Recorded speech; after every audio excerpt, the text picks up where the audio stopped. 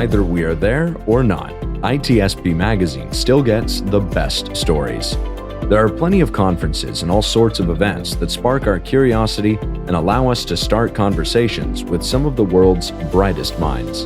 In person or virtually, we sit down with them at the intersection of technology, cybersecurity, and society. Together, we discover what the synergy of these three elements means for the future of humanity. Knowledge is power, now more than ever. CrowdSec, the collaborative and open source cybersecurity solution. Analyze behaviors, respond to attacks, and share signals across the community for free. Let's make the internet safer together. Learn more at crowdsec.net. EdgeScan offers continuous vulnerability intelligence as a service, accurately identifying vulnerabilities and exposures across the full stack. All threats are verified by cybersecurity experts, providing exploitable risk and remediation guidance, virtually false positive free. Learn more at edgescan.com. Pantera, the leader in automation security validation, allows organizations to continuously test the integrity of all cybersecurity layers by emulating real-world attacks at scale to pinpoint the exploitable vulnerabilities and prioritize remediation towards business impact. Learn more at www.pantera.io.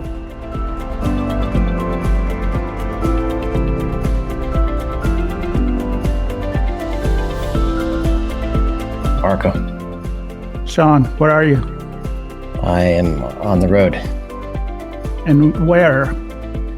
Heading to a ton of neon and jingling coins. Neon lights? And some hacking. All right. Okay. I'm starting. Are you going through a desert? I am going through a desert. Okay. And, I think I get the feeling. I feel the top is down. It's pretty warm out. It's nice and dry. And every now and then a dust storm comes and destroys the windshield, so you can't see very clearly. But you still make it. I've had that experience, by the way. You had it? It's just like, okay, I'm knocking on wood. I'm never going to have that. But once you arrive, Marco, you're going to see that big sign, right? You see the welcome to the fabulous to Las Vegas. Exactly. And that's where we're going. That's where we're headed. Exactly. We're chats on the road to Black Hat. And of course, once we're there in Vegas, there's a lot going on, including DEF CON, which we're covering as well. And who knows what else. But today is all about Black Hat and the briefings and the trainings and the keynotes and the sessions and the arsenals and the everything under the sun that brings the biggest hacker community together to help solve the world's technical problems, which ultimately hopefully helps solve some of the societal ones as well. But you got to start somewhere. So we'll start with the tech. There is a social engineering thing going on there too. But there is that. Anyway, Marco, this is a tradition. It is a tradition. And let me say that for the people watching the video, because this time we're actually going to do the video as well, they already see that there is Steve Wylie from Black Hat. Poor Steve is sitting there going, what these guys are doing? Are they going to announce me or not? But for those that are listening, the podcast is the usual rambling that Sean and I do every time before we start getting into the conversation. But I think, Sean, it's time to welcome Steve. Good to see you again. It's always a birthday when we see you for ITSP Magazine. That's right. 7 years, I believe. Is that right? Yes, we were born in the desert.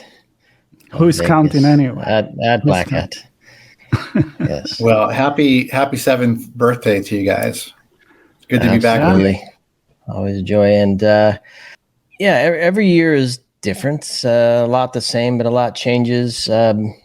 Certainly the last couple of years have put a light on things in a different way and helped us appreciate things differently and look at things differently. And I suspect a lot of how the last year or two have come together have helped shape what this year's Black Hat's going to look like. And for those who haven't heard our conversations in the past years, Steve, maybe just a quick word from you. so folks know who you are.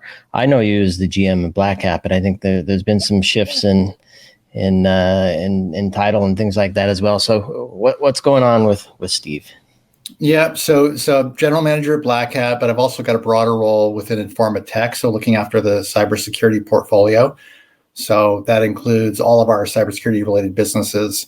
But for purposes of today, GM of Black Hat, I've been with Black Hat for, I guess, I'm probably about the same age as you guys, about 7 years now, so we can share a birthday together.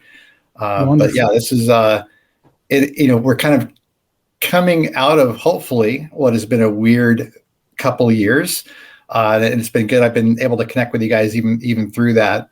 Last year we held the event in Vegas in the desert, and it was just so great to be back, right, in some form, any form. But it was a much smaller event than the normal Black Hat, just given the situation. We were just happy to be back in Vegas. This year things are feeling like they're getting back to where we were, which is just a really good sign. And I'm getting that sentiment from people that they're just glad to be seeing people, glad to be connecting in person again. And while we're not out of the woods, we've made a lot of progress towards that.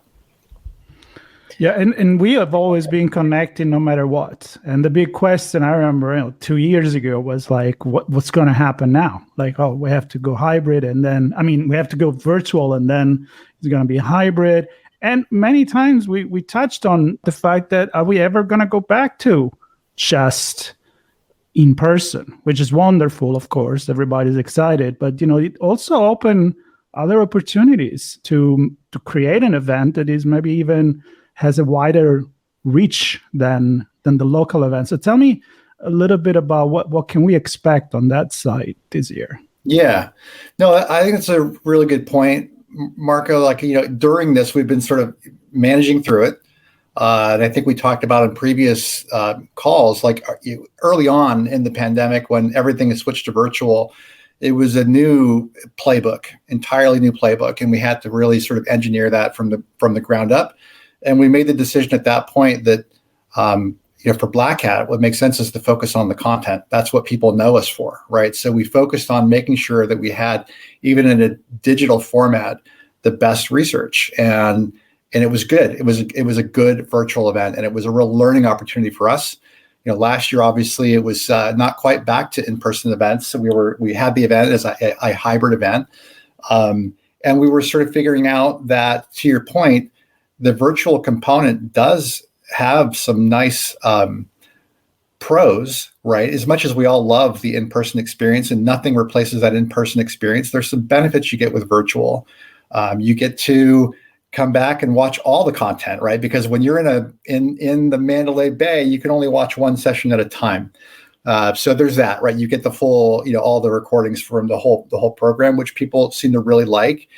And then to your other point, it does help for people to be able to access the event. So we saw from 2019, where we had in our overall registration, we had about 112 countries represented. For our event last year, it was 140 countries. So that's one metric there that just shows that in terms of accessibility, having the virtual component is really good.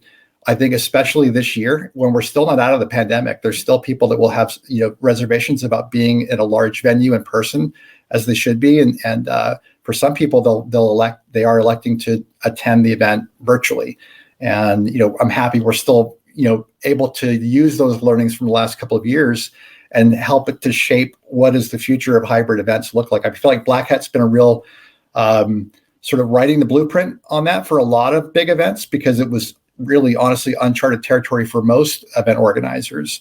We've tried to be on the cutting edge of that in terms of what should this look like in the future, and how do you manage both of your audiences in both in person and virtual. Yeah, and I think there's an interesting color associated with this year's event as well. Silver, right? 25th anniversary is another reason to celebrate. And the reason I bring that up is just the history of the conference.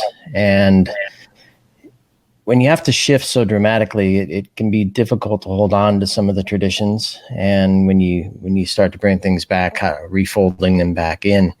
And I know, I don't want to jump the gun too quickly. I know Chris Krebs as a keynote is going to be taking a look at that topic. Maybe we'll get that into a second. But just from an overall conference perspective, where do you see things sitting now compared to 25 years ago? What's the growth been like? How have things changed from a conference perspective in the last quarter century now? Yeah, it's a big year for us. So yeah, silver anniversary, and we're excited about that. And I'm happy to say that I think there's going to be some nice swag in the Black Hat retail store that commemorates the 25 years, because it is an important milestone. And yeah, Chris Krebs, our day one keynote speaker, is gonna dig into that a little bit, as someone who's been around and has had some just various vantage points on our community and on the industry that we're in, and will be sharing his thoughts on that, where we've come. And while I've only been around for 7 or 8 years of Black Hat's role here, I mean, it's certainly what I hear a lot from the review board is it's pretty crazy how this community has grown up in the last 25 years, and how a lot of those people that were involved with some of the earlier cons are, they're now, CISOs and heads of security, and, and they've started companies, gone the entrepreneurial route. So I think what I hear from them is just how taken aback they are at how far we've come. And we've seen sort of everyone progress along in their careers along the way. And obviously cybersecurity has only gotten exponentially larger in that 25 years, right? I mean, it's become a mainstream topic now. I mean, I think we're all getting sort of used to, hearing about some of the challenges in cyber. It's now, mainstream news all the time. So that's a big leap from where this community started, in the basements, 25 years back. A quick fun note is that when we were creating the page for the two event in Las Vegas, I learned from Sean back in the days, you call it like Hacker Summer Camp. And as he wrote that, I'm like, are you sure that the new generation actually to even know what that is? It's kind of like, it made me think like how much, what you just said, how much has changed. And you mentioned to be in the mainstream, but I feel like it's also changing the way it is in the mainstream. I'm seeing more and more embracing it as a normal thing to talk about, and not just there's the breach, there's the hackers, the cyber criminal, the bad one, and so forth. So even in the 7 years we've been covering this, we've seen this evolution, which it's a positive one, in my opinion. And I can even think 25 years ago. Of course, Sean was probably there, so who knows how has it changed, Sean? I wasn't there 25 years ago. I don't have the chops to be there at that point in time. But no, I think you bring an interesting point, because I think it's probably a good time to bring in the other keynote, Kim Zetter, investigative journalist, who does look at these things very seriously and very in depth.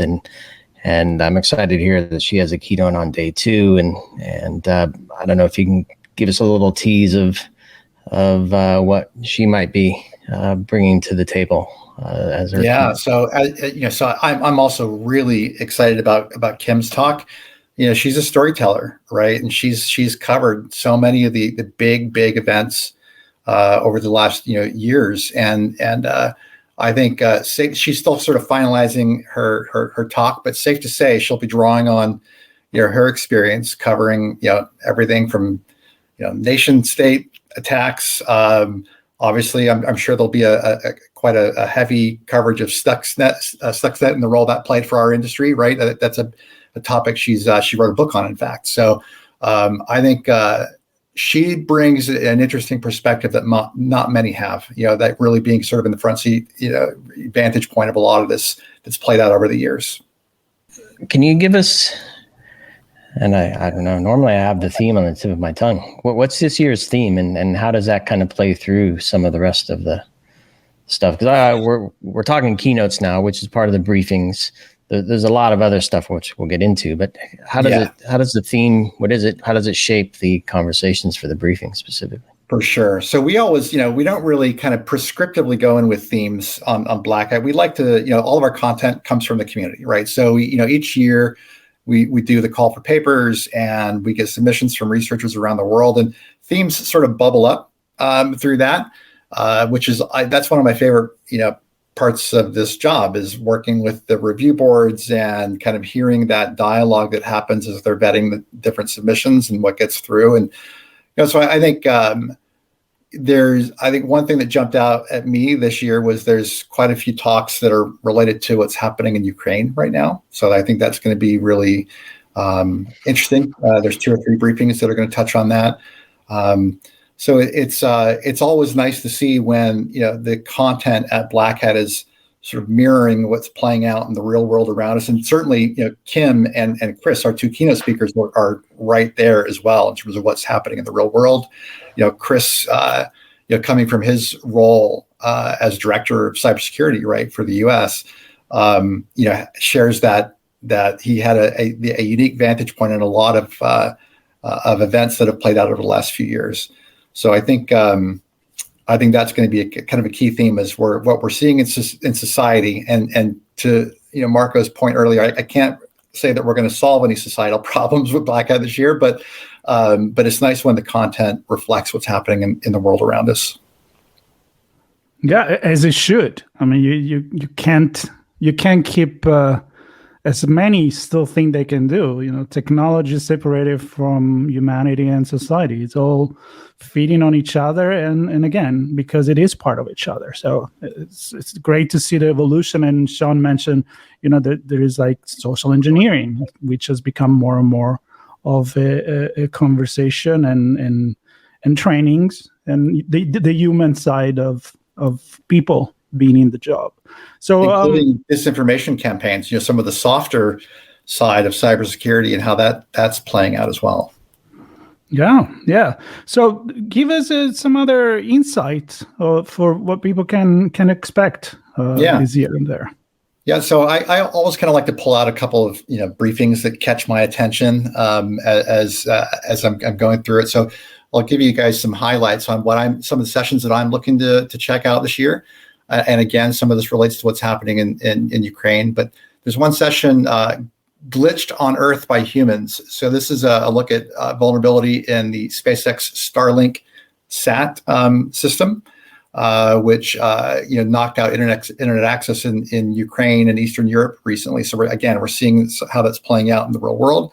I think that'll be a really interesting session for parts of the world that are dependent on satellite-based internet. That's very important. I'm looking forward to seeing a talk that Katie Mazuris is doing on sort of how the bug bounty program has evolved, right? So she's obviously been very involved with that, with her roles at Microsoft and with Hack the Pentagon.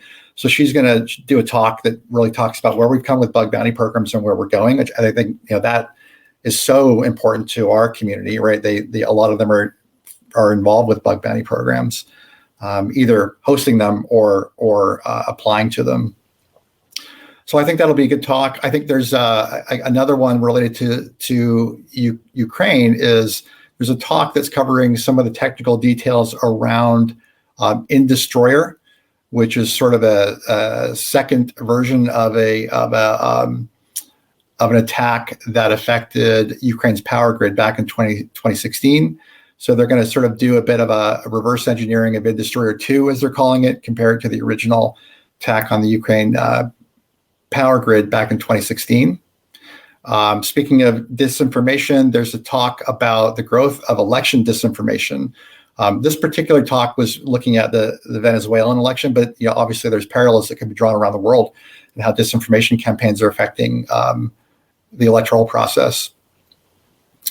There is a talk that caught my eye because I don't know if you guys remember, back in 2021, there was a law passed in China about how researchers needed to disclose vulnerabilities, basically saying that they had to, in parallel with disclosing to the affected vendor, they had to disclose to the Chinese government So we've got a researcher that's going to be doing a talk on that called Dragon Tails: Measuring Dependence on the International Vulnerability. Sorry, that's the wrong one. It's growth. It's let me find the right one here. Yeah, Dragon Tails: Measuring Dependence on International Vulnerability Research. So that'll be interesting, looking just at the effects of that 2021 passage of the law and kind of what that means for researchers today. Yeah, you had me at Dragon Tails. Yeah, good name. There's a talk on, again, kind of relating to Ukraine. Some researchers from Sentinel-1 are doing a talk on real cyber or espionage, DDoS, leaks, and wipers in the Russian invasion of Ukraine. So they're looking back at some of the security operations from starting back at the beginning of 2022, specifically the use of nation-state wiper malware in cyber warfare. So really, yeah, again, so just some really kind of compelling, talks. That's just a handful of the ones that grabbed my attention. It's a big program, and we've got 90 briefings this year. Most of them are happening in person, which is great. So yeah, it's going to be a really good year content-wise. Nice. Yeah, there were a few that we flagged as well. I think with the extent, I don't know, I missed Dragon Tails, which why even more excited me when you mentioned it. I have to figure out how to get that. But we had a few more around. I'm always looking at things operationally. So when there's one around shared narrative of cyber incidents, which I think is going to be cool. Threat hunting is always a topic. It's of interest. I think I saw our very own Grifter on that one. Yes, exactly. Yes. That was a big draw for me to get to chat with Neil again. And what was the other one? Okay, there's the Web3. It's been a hot topic, so that one caught my attention as well. There's a few others we're gonna hopefully get to talk about as topics and get to see his sessions. I'm actually looking forward for a friend Adam Shostak. It catch my attention. Yeah. There's a big Star Wars fan, a fully trained Jedi you're not. And That's so right. I want to hear him do the whole presentation talking like Yoda. That would be good. Another good storyteller. If you lead with a session title like that, you better deliver, right? So that's exactly. That one caught my eye as well. You definitely set the bar. So talk about where the bar is high. Trainings. What can you tell us about some of the trainings going on, Steve? I thought you were talking about the actual bar at the convention center. I think that bar. That's in the back of the car on the way out to Vegas. There you go. You just turn around and grab something. Yeah, so we're planning a large training program, and I don't know if you remember back last year, all the trainings were run virtually. So we didn't bring any of the trainings to Las Vegas. This year we've changed the model, and this is a model that we're using now at all of our events around the world, which is that we're running both in-person trainings and virtual trainings, not as a simulcast, right? So that's, you can do that. You can offer training in a room and simulcast it out to an online audience. But our belief all along has been that you really can't be present in both locations at the same time as a trainer. And, given the nature of Black Hat's training, it's the most technical training in the world, right? So it's, we've always felt it's important that our trainers are, in the moment present with the people that are signed up to take the class. So the way we're viewing trainings is some of our courses are being offered in person, some of them are being offered online. And what it's allowed us to do is actually expand our program. That we don't have any physical limitation on number of rooms. We're always sort of fighting with the venue, the Mandalay Bay, on getting more space for trainings. That sort of resolves a lot of that, for at least for a few years, where we can grow our program virtually. And for a lot of people, that suits them better. They don't have to jump on a plane. They can take the class from their living room, and they have been. And we've seen, even through the pandemic, the demand for training has been so strong, even in a virtual platform. The attendees don't seem to mind.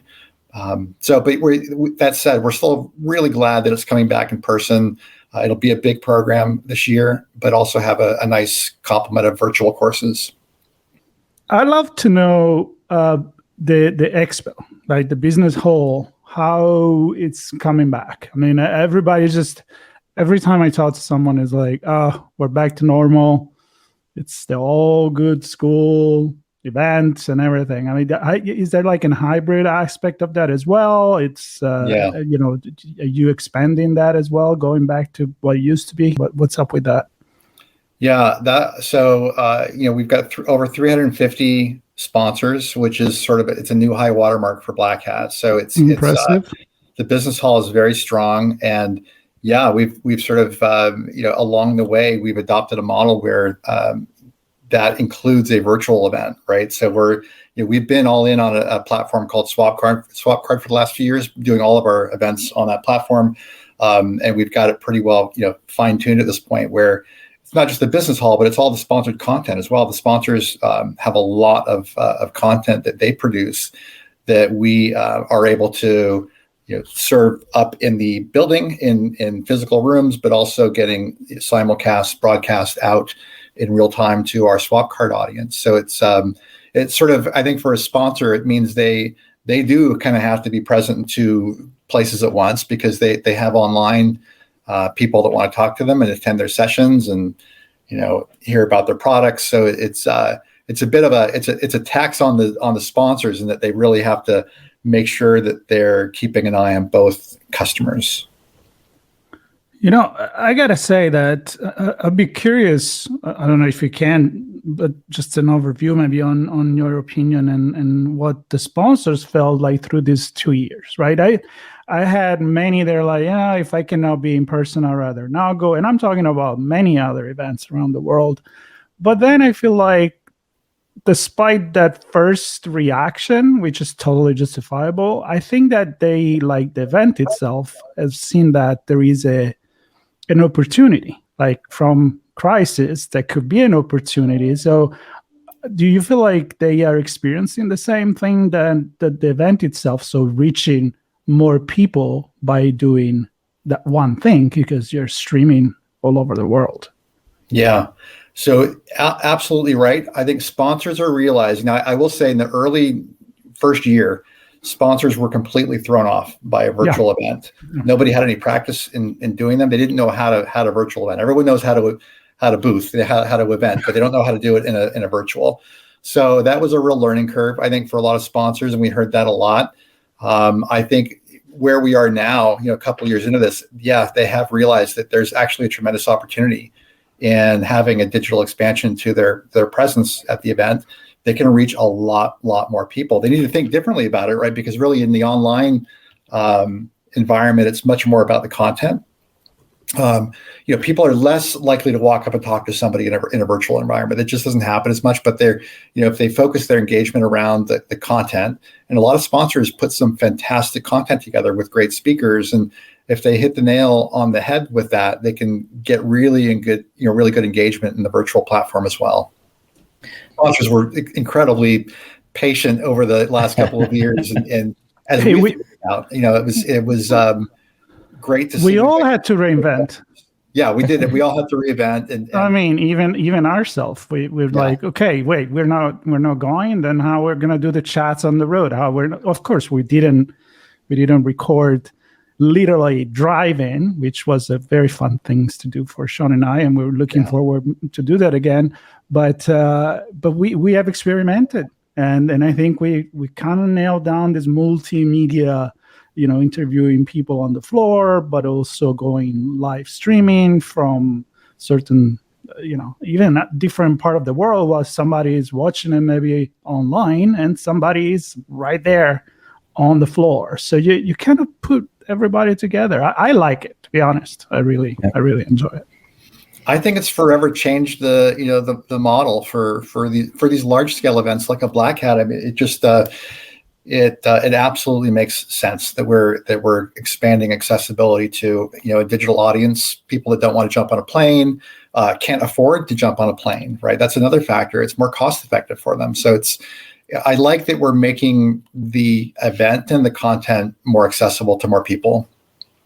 Yep, and I'm thrilled that we're part of it and can have these conversations and many of them.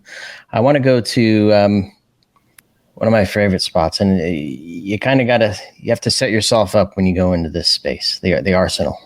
You want to be in a frame of mind to go in there. And I mean, it's just a collection of some super smart people and groups of folks doing really wacky, cool things with tools and research and all kinds of stuff that, I mean, I can't even describe it properly, but you can, I'm sure, Steve. So maybe give some folks some insight into what's going on in Arsenal this year. Yeah. So I'm happy to say Arsenal is back in full force, which is really great to see. So a huge number of submissions for tools. And yeah, for those that aren't familiar with Arsenal, it's an open source tool area of the event where we allow different open source owners to come in and talk through their tool, and for the cyber professional, tools like, open source tools they're in their toolkit for doing their jobs. And it's really important for them to hear what the latest and greatest is and hear what, novel, approach somebody's taken to solve problems. So for Arsenal this year, I think we've got about 80 tools that we're going to be demonstrating. So again, for those that aren't familiar, it's a true demo and interaction, right? So you've got the person that owns the project at the event, giving a live demo of the tool. They're very accessible. They're done in really small groups, so you can get some good one-on-one time with the presenter and ask questions, and all that's going to be broadcast out to our online platform as well. So whether you're there in person or virtually, you've got access to the full Arsenal program. Yeah, and I mean the list. You said 80, I think, is what I heard, Steve. The list is massive. And then this is actionable stuff. I mean, this isn't just some fluffy, let me see if I can create some new thing to get some attention. These are tools that the community uses. Yeah. And, well, one example of that, Sean, is Metasploit, right? Metasploit's a huge tool that the community uses, and we've got the Metasploit guys going to be there to talk through some of the the latest improvements with that tool set. That's the one that jumped off the page for me when I was reading through the descriptions. Yeah, exactly. So what else is going on, Steve? Any other special programs? I mean, there's this thing, 0 day, or day zero, sorry. Zero. What? 0 day is something else. Day zero, yeah. What's that about? Yeah, Day Zero is a program we launched a few years ago, and we've kind of refined it each year, but it's basically your introduction to Black Hat. And I think especially applicable for newbies. We have to remember that we were talking about 25 years of this event in our industry, but there's a lot of new people coming into the industry as well, right? I think last stat I saw was something like 700,000 new cybersecurity professionals in 2022 or 2021, I guess it would be. So we need to make sure that we're sort of welcoming them into the community. So Day Zero is Black Hat's way of doing that. We like to bring various folks from our review board and staff to do talks on how to best navigate Black Hat. And it could be everything from, wearing the right kind of shoes to here's some of the hot topics that, from the lens of the review board that sifted through all of the abstracts and did all the voting on those. So that starts on the Tuesday night before the event. It's a great way to kind of, get onboarded into the event. And that's back in full swing again, which we're really, glad to see. Well, I can certainly be a little overwhelming the first time that you go there. I remember well. And plus the fact that as we were making jokes at the beginning, it happened in a city that is full of things that happen and distraction and stuff. It's, it makes it even more overwhelming, but an incredible experience. And we are so glad that this is happening again in a semi-normal, whatever that means, way, and that is the 25th anniversary as well. So that's again a big thing. And Sean, we have big plans ourselves. So maybe we do. First stop is the store to get the silver swag. I wasn't talking about that. For those looking, I have the hat on, sporting the hat. I notice it. Yes. Yeah, plenty, not enough, but plenty of Black Hat gear floating around. Even with the move, a lot of it made the journey with me, East Coast. But no, jokes aside, the store is there, but I think what I'll find in the store more than just merchandise is probably a lot of my friends. And I think right. that's a big part of this. And I was going to say in the beginning, and I didn't get a chance to, just every group has their own sense of bonding. And I can see that in different groups and different cons that I go to, but nothing stands out quite like the group community of Black Hat. I mean, it's just so strong, this group of folks. And to your point, Steve, it continues to grow. And I think with the growth, it gets stronger as well. And so I'm excited to be part of that, and fortunate that we have a chance, Marco and I, to have this conversation with you, Steve, who I consider a friend, and Chris and Kim to kind of help further kick this into gear as part of our chats on the road, and lots of conversations with our friends like Adam Showstack and many others we're going to meet for the first time this year. And and then so much more from the floor when we're covering things live during the event. So there's a lot to talk about, and I'm grateful that we get a chance to talk about it, and I'm grateful to you, Steve, and the rest of the Black Hat team for including us in the event and giving us space to do that, because absolutely, it's really important. It really is. It's a community in the true sense of the word, and you feel that as soon as you get to Black Hat and DEF CON as well. I mean, it's just this is people are meeting their friends. This is not just these aren't just work colleagues. These are friends. These are the people they hang out with and can really connect with and identify with. And it's also amazing how, and thanks to the technology, I mean, this is a community that is used to technology. So, with the first little embarrassment, maybe we'll figure it out to keep everybody united, close to each other, a lot of Zoom, a lot of conversation, streaming. And this is exactly, by the way, what we're going to keep doing as well. At this point, we have approached things in a multimedia kind of way. We stream on social media the conversation, either with people on the floor, not on the floor. Then we turn it into a podcast, and we have a few things in our pocket. But as Sean said, it's always the tradition to talk to you as the first conversation that we do every year. So, and we are honored that you always answer and you show up. So thank you, right. Thank you very much. Well, I like it because I kind of feel like I can set the bar real low, and then everyone that comes after me is, I'm sure, doing a fantastic job. and Sean is talking about not that bar. He's not talking about that bar. Well, if it's low, you can reach it. It's just that bar you want low. I think you're probably low. No, anyway. you certainly do not set it low. So we appreciate everything you have been doing for the event and for the community very, very much. Yeah, and the ability to recap in a short 30 minutes everything that you've been working on for so long throughout the year to bring this together is really good. So, and quick shout out to Jenna Green, who helps pull all this together. I know she does a lot in the background to make it all happen for the press and media as well. So with that, everybody listening, hopefully you have a good picture of what the 25th anniversary Black Hat Con will be all about.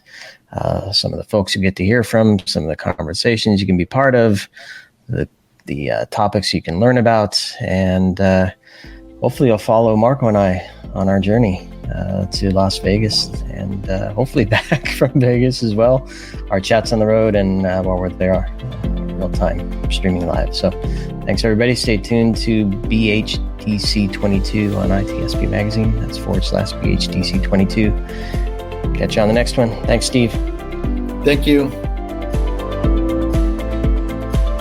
Pantera, the leader in automation security validation, allows organizations to continuously test the integrity of all cybersecurity layers by emulating real-world attacks at scale to pinpoint the exploitable vulnerabilities and prioritize remediation towards business impact. Learn more at www.pantera.io. EdgeScan offers continuous vulnerability intelligence as a service, accurately identifying vulnerabilities and exposures across the full stack. All threats are verified by cybersecurity experts, providing exploitable risk and remediation guidance, virtually false positive free. Learn more at edgescan.com. CrowdSec, the collaborative and open source cybersecurity solution. Analyze behaviors, respond to attacks, and share signals across the community for free. Let's make the internet safer together. Learn more at crowdsec.net. We hope you enjoyed this episode of our On Location Conversation. If you learned something new and this podcast made you think, then share ITSPmagazine.com with your friends, family, and colleagues. If you represent a company and wish to associate your brand with our conversations, sponsor one or more of our podcast channels. We hope you will come back for more stories and follow us on our journey. You can always find us at the intersection of technology, cybersecurity, and society.